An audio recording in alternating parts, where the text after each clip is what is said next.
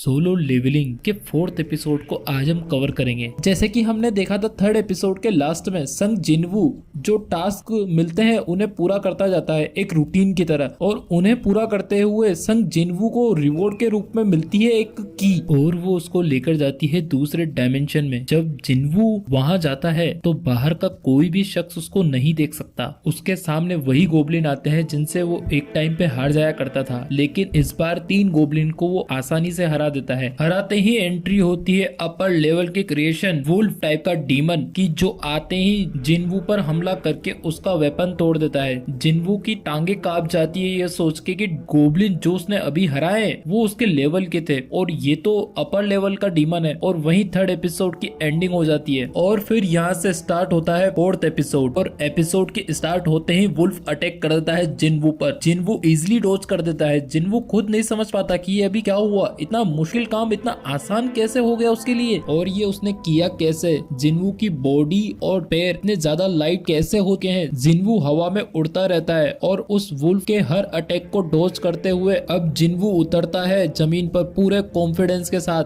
और उस वुल्फ की आंखों में आंखें डालकर बोलता है कि मैंने मेरी लाइफ को मौत के मुंह से छीना है, तुझे लगता है मैं तुझसे डर जाऊंगा। और फिर जिनवू उस वुल्फ के मुंह पर एक पंच मारता है और वो वुल्फ रगड़ता हुआ लोहे की ग्रिल को तोड़ता हुआ अंदर जाता है। जिनवू सोचता है इतनी पावर ये कहीं डेली टास्क पूरे करने का रिजल्ट तो नहीं है, और वो इतना सोचता है कि वुल्फ बाहर आकर पूरे रेंज में जिनवू पर अटैक कर देता है। जिनवू एक बार अच्छे से समझ जाता है कि उसके पंच उस वुल्फ के लिए नॉर्मल अटैक हैं, और ऐसे ही चलता रहा तो जिनवू जल्दी ही हार जाएगा। ये सोचते हुए इन्वेंट्री ओपन हो जाती है। जिनवू अपना हाथ डालकर उसमें से वेपन निकालता है और वुल्फ रुकता नहीं है और जिनवू पर अटैक कर देता है। इस बारी जिनवू के हाथ में वेपन होता है। जिनवू वेपन को वुल्फ के फेस पर स्विंग करता है जिससे और उस वुल्फ के 2 हिस्से हो जाते हैं। जब जिनवू मुड़कर देखता है तो 2 वुल्फ और आ जाते हैं। उनमें से एक वुल्फ जिनवू के हाथों से 3 पार्ट में कट हो जाता है। दूसरा वुल्फ ये सब अपनी आंखों से देख रहा होता है और वो समझ जाता है कि इसको हराना अपने बस का नहीं है, और वो वहां से भग जाता है। और वहां से भगा हुआ वुल्फ वापस आता है अपने और भी वुल्फ्स को लेकर। उन वुल्फ्स को मारने के लिए जिनवू अपनी पूरी एनर्जी लगा देता है। सभी वुल्फ्स के मरने के बाद इन्वेंट्री फिर से ओपन होती है और जिनवू देखता है कि सरप्राइजली उसके पास एक टेलीपोर्टेशन स्टोन है। और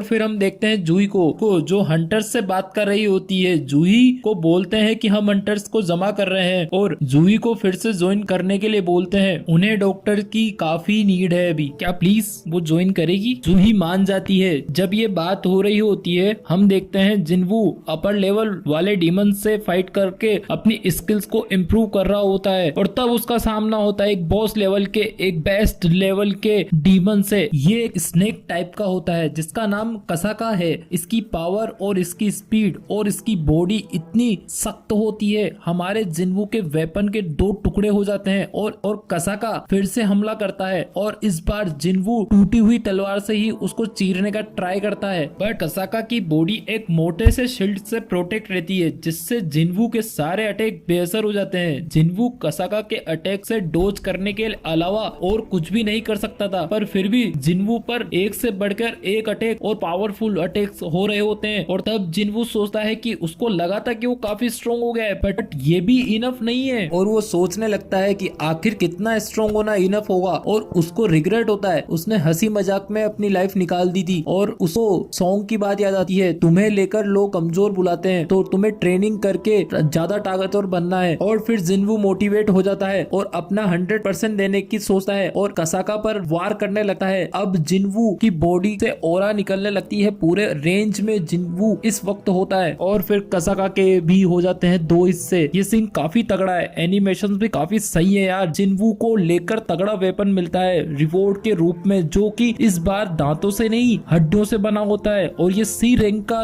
वेपन होता है। अब जब जिनवू ने बॉस लेवल के मॉन्स्टर को हरा दिया है तो वो बाहर निकल पाता है डायमेंशन से, और बाहर आते ही उसको फील होता है एक खतरनाक बॉस लेवल का मॉन्स्टर। जिनवू फटाफट उसके पास जाता है और देखता है कि लो लेवल के हंटर्स वहां उसको मारने के लिए ट्राई कर रहे हैं, और वहां जूही भी होती है जो अभी भी उस एक्सीडेंट से डरी हुई होती है। जिनवू सोचता है कि ये डीमन उनसे तो लो लेवल का है जिन्हें वो अभी हरा कर आ रहा है, और अभी जो तलवार टूटी थी असाका के फाइट करते टाइम उससे उस डीमन पर एक वार करता है उस डीमन का वो किस्सा ही खत्म कर देता है उस एक वार से। और इधर वहां के सभी हंटर्स उसको मारने का क्रेडिट लेते हैं। तभी एक हंटर समझ जाता है कि ये काम उनका नहीं है और वो पीछे मुड़कर गार्ड से पूछता है कि ये टूटी हुई तलवार किसने फेंकी। तो वो बताता है कि एक हंटर लड़का यहाँ पे खड़ा हुआ था, अभी तो यही था, पता नहीं कहाँ चला गया। और वो हंटर डर जाता है कहीं ये हाई लेवल का हंटर तो नहीं था। और जिन्वू वहां से चला जाता है, सोचता है कि को नहीं लगा था कि वो एक सिंगल अटैक से वो डीमन मर जाएगा, बट जिन्वू को चूही ने देख लिया होता है और इसके साथ ही एपिसोड खत्म हो जाता है। गाइस अगर आपको ये नरेशन पसंद आया तो यार कमेंट में बताओ और प्लीज वीडियो को लाइक करो यार और चैनल को सब्सक्राइब कर देना यार प्लीज, मेरी थोड़ी हेल्प हो जाएगी।